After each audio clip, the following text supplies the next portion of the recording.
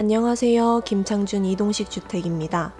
이동식 주택의 장점은 원하는 농막을 합리적인 가격으로 원하는 장소에 쉽게 설치할 수 있다는 것인데요. 하지만 아무리 이동식 주택이라도 설치가 불가능한 경우가 있습니다. 바로 도로 사정이 좋지 않은 경우입니다. 전봇대가 도로에 너무 가까이 튀어나와 있거나 길가에 있는 집 처마나 나뭇가지가 길게 나와 있거나 5톤 화물 트럭이 지나가기에 도로폭이 너무 좁거나 심하게 꺾인 구간이 있다면 설치하기 어렵습니다.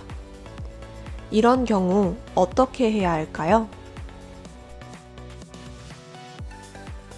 한 가지 방법은 현장에서 농막을 짓는 것입니다.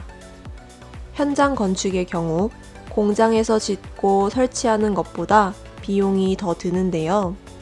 출장비에 숙박비 등 부대 비용이 늘어나기 때문입니다. 또 이동하기 어려운 곳에 설치하기 때문에 나중에 중고로 판매하거나 설치 자리를 옮기지 못한다는 단점이 있습니다. 하지만 현장 건축만의 장점도 있는데요. 가장 큰 장점은 이동하는 데 생기는 제약에 구애받지 않기 때문에 다락 높이를 법적인 허용 높이까지 최대한 높일 수 있습니다. 이동식 주택에 대해 알아보신 분이라면 익히 아시는 내용인데 이동식 주택은 이동할 때 제한 높이가 있습니다. 차량 높이를 포함해 4.5m 정도 되는데 이동할 때 전깃줄이나 터널, 다리 같은 데 걸릴 수 있기 때문입니다. 그래서 다락을 높이면 5톤 화물 트럭으로는 이동이 어렵기 때문에 저상 트레일러로 옮겨야 합니다. 근데 저상 트레일러는 차량 길이가 길고 회전 반경이 넓기 때문에 다닐 수 있는 도로가 한정적입니다. 그렇기 때문에 높은 다락을 설치하고 싶어도 도로 상황 때문에 안 되는 경우가 종종 있는데요.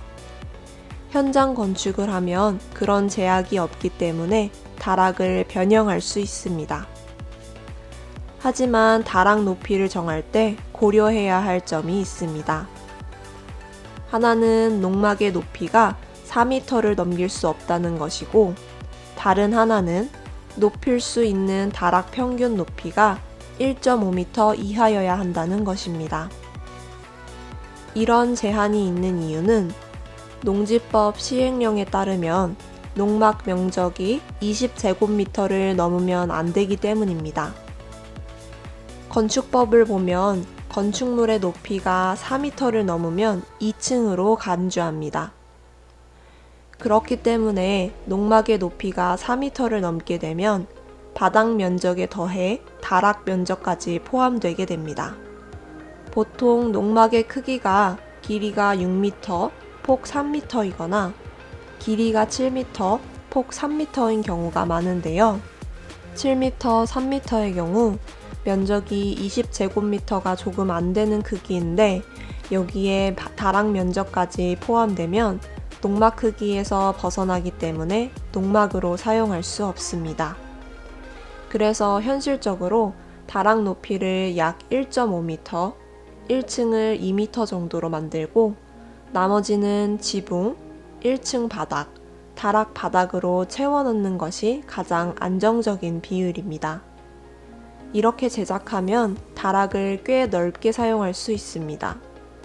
일반 다락과 비교해보면 확실히 높고 넓은 게 보이시죠?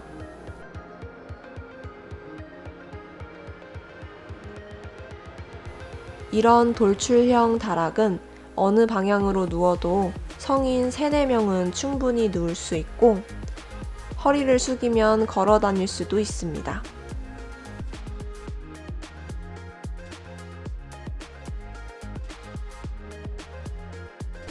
지금 보시는 것처럼 돌출시키지 않고 확장할 수도 있습니다.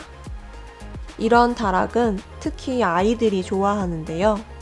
아이들은 충분히 서서 다닐 수 있기 때문에 자기만의 공간으로 사용할 수 있어서 너무 좋아합니다.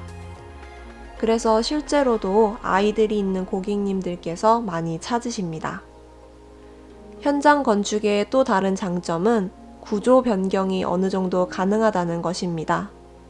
농막은 크기 제한이 있는 데다 차로 운반하기 때문에 한정된 공간을 잘 활용하기 위해 구조가 비교적 단순한 편입니다. 그래서 보통 다락이 있는 모델의 경우 다락 아래에 주방과 화장실이 있는 구조인데요. 현장 건축의 경우 이동하는데 높이 제약도 받지 않고 설치할 장소에서 제작하고 완성하면 되니 구조를 좀 더 다양하게 만들 수 있습니다. 지금 보시는 것처럼 화장실을 넓게 만들 수도 있고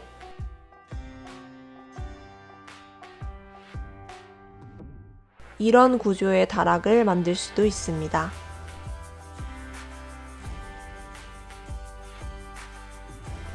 앞에서 설명드린 것처럼 다락을 높이고 넓히는 것도 가능하고요. 현장 건축을 하면 이렇게 다양한 구조의 농막을 설치할 수 있습니다.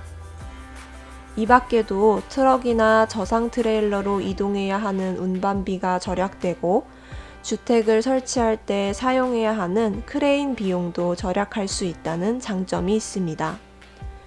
지금까지 보신 것처럼 이동식과 현장 건축은 각각의 장점이 있는데요.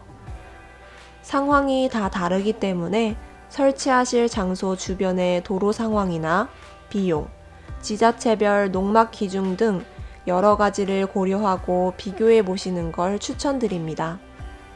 마지막으로 현장 건축을 하기 전에 꼭 알아두셔야 할 점을 하나 말씀드리자면 자재를 싣고 와야 하기 때문에 최소 2.5톤 트럭이 진입할 수 있어야 합니다.